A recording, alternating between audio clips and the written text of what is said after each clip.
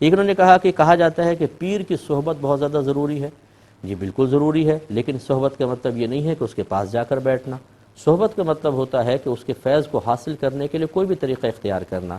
اور فیض اسے کہتے ہیں، یہ ایک کسی کی بھی گفتگو کا یا اس کی شخصیت کا ایک مثبت اثر جو سامنے والے میں پازیٹیو چینج پیدا کر دے، مثبت تبدیلی پیدا کر دے، اس کو کہتے ہیں فیض. فیض کو یہ نہیں ہے کہ اڑ کے ہوا سی آئی ایک دم اندر چلی گئی، یا نور سا آیا ایک دم آ گیا تو ہم کہتے ہیں فیض. فیض اسے کہتے ہیں مثلا آپ کہیں بیٹھے ہیں، کسی کو آپ نے خالی دیکھا نا اور آپ کو شرمندگی ہوئی کہ میں گناہ کیوں کر رہا ہوں، توبہ کی طرف مائل ہو گئے، یہ اس کا فیض ہے کہ آپ نے دیکھا، اس کی شخصیت سے ایک اثر آپ پہ طاری ہوا، اس کا مثبت نتیجہ یہ نکلا کہ آپ نادم ہوئے، یہ فیض کہلاتا ہے. اور اب آپ سمجھ گئے ہوں گے کہ اس کے لیے قریب بیٹھنا ضروری نہیں ہے. اگر میڈیا پہ کوئی ایسے آتے ہیں تو میڈیا پہ دیکھ کے بھی فیض حاصل ہو سکتا ہے.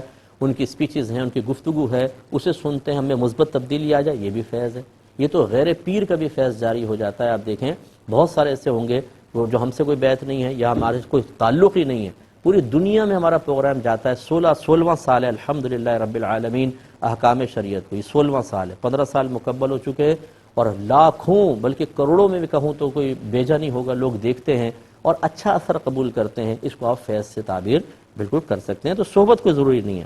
یہ کہتی ہیں بعض اوقات یہ ڈلیوری وغیرہ کے لیے جیسے ہاسپٹل جاتے ہیں، فارغ ہوتے ہیں تو پھر عملہ کہتا ہے جی کچھ ہماری دے دیں، کیا یہ سوال کرنے میں آئے گا؟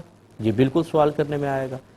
وہ اپنے منہ سے نہ کہیں، خود آپ دے دیں تو کوئی حرج نہیں ہے، ورنہ یہ بیجا سوال کرنے میں آتا ہے. اگرچہ اس کا عرف بہت زیادہ رائج ہو گیا ہے، لیکن اس طرح کے ممنوعہ چیزوں کا رواج ختم ہی کرنا چاہیے، کیونکہ بعض وقت غریب ہوتے ہیں نہیں دیتے تو ان کے ساتھ نامناسب رویے اختیار کیے جاتے ہیں. لیکن بہرحال یہ مناسب نہیں ہے. دوسرا آپ نے کہا کہ کھانا پکانے والا اجرت بھی لے لیتا ہے، اس کے باوجود تھوڑا بہت کھانا اس میں سے لیتا ہے، مانگ لیتا ہے، یا بعض اوقات بغیر مانگے لے جاتا ہے. لیکن یہ بھی ٹھیک نہیں ہے. لیکن یہ ضرور ہے، بعض فقہاء نے فرمایا کہ اگر وہاں اتنا معروف ہو جائے کہ آپ کو بھی پہلے سے ہی پتہ ہے کہ یہ تھوڑا سا لے کے ہی جائے گا، تو پھر یہ اجرت میں ہی مقرر ہو جائے گا. یعنی المعروف کالمشروط، جیسے آپ نے کہا کتنے دے کے پکائیے جی 500 روپے مثال کے طور پر، اور یہاں معروف ہے کہ جب وہ جاتے ہیں تو تھوڑا بہت کھانا لے کے جاتے ہیں، تو گویا کہ آپ سودا ہی اس پہ کر رہے ہیں، آپ یہ ایگریمنٹ ہی اس پہ کر رہے ہیں، تو اس کی گنجائش نکل سکتی ہے. اس کا مطلب یہ ہوا کہ جو عرفاً رائج ہے اس کا تو یہاں گنجائش نکلے گی.